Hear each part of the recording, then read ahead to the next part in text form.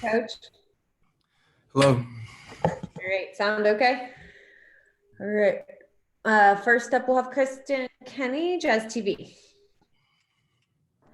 Coach, good to see you guys bounce back tonight. I was talking to Mike, and he said what stood out was the little things that you guys did right tonight. What were some of those things that you saw?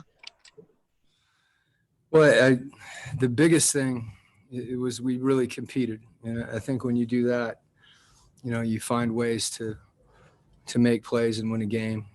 And getting back on defense, I thought our perimeter guys really had a presence on the boards.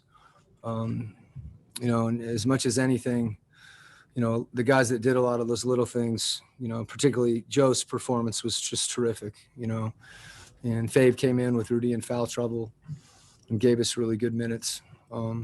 But we defended, I think when Mike's talking about that, it's really about the defense. But the other thing that we haven't been doing is we haven't been spacing. So we were able to move the ball more because we were spaced. Next up, Tony Jones, The Athletic.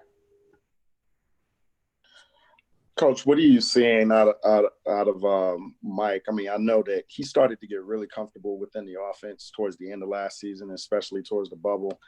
And it just looks like he's kind of continuing that, his comfortability within the offense to where he's playing instinctively instead of thinking. Yeah, well, I think he's thinking, and because he's thinking, he's able to be instinctive. He's in positions that he's tough to guard. And, one of the biggest things tonight was when they started, switch and pick and roll, he's able to get in the lane with his quickness and make some plays for other people. So as you said, things take time. We're still going through some of that. I don't know if it's been talked about or anybody's aware, but I think it was 13 games last year that Joe, Boyan, and Mike played together. Mike was banged up the first part of the year. He came back, and then, we didn't obviously have Boyan the second part of the year. So those guys, it kind of occurred to me, frankly, the other day. We've talked a lot about continuity, but with a guy like Boyan or a player like Mike and Joe, obviously tonight as well, those guys figuring out, just, I won't say coexist, but how to play together and help each other, because they're all unselfish. And I think that'll be something that we'll continue to improve on. All right, Eric Walden, Salt Lake Tribune. You mentioned pregame that one of the things you guys needed to do was kind of speed up and get into your offensive sets a little bit earlier. Seems like there was a concerted effort to do that, especially through the first three quarters. How did you feel about that effort overall tonight? Well, yeah, I think it starts with just something as simple as an outlet pass, and the guy that you're outletting to, catching the ball, with some degree of momentum to attack.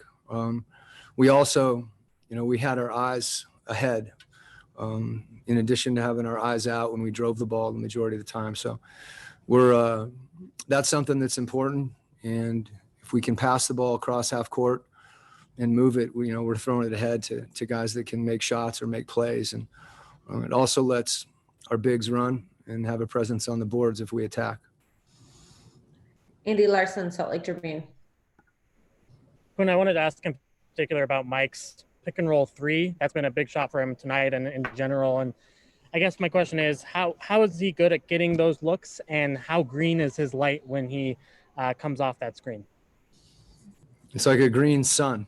If the sun was green, it's that bright. I think, because Mike is so shifty and quick, if you go under on him in a pick and roll, that's been the shot that we've really, encouraged and demanded. These don't, that if you go under, I want him shooting the ball. And that has, suddenly people have to go over, and now he's able to get in the paint. But, that's the one in particular. And the other thing is, we really want our guys to read the play before they get the ball. And I think his reads are getting quicker. You saw that with some of the catch and shoot threes that, We need to shoot threes when we have closeout situations and guys' arms are down. And, I think his three, as you saw tonight, is setting up a lot of other parts of his game. All right. And one last question from Ryan Miller, KSL.com. Hey, Quinn, you talked about Derek Favors a little bit. Could you just go into a little more detail about how important he was, especially in that third quarter? Well, I think even in the first half with Rudy in foul trouble, we have confidence in Fave, not just to stabilize, but to play well and make plays and give us a lift. And credit to him, he's always ready to play. Whatever you ask him to do, he's going to embrace.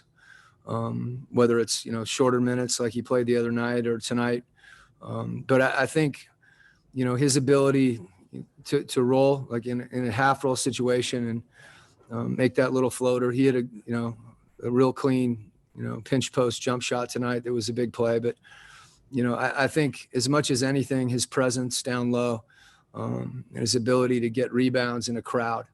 It's not easy to rebound against that team.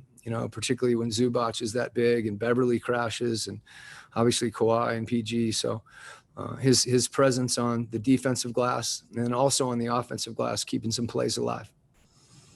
All right. That's it for tonight. Thank you, Coach. Okay. Thanks.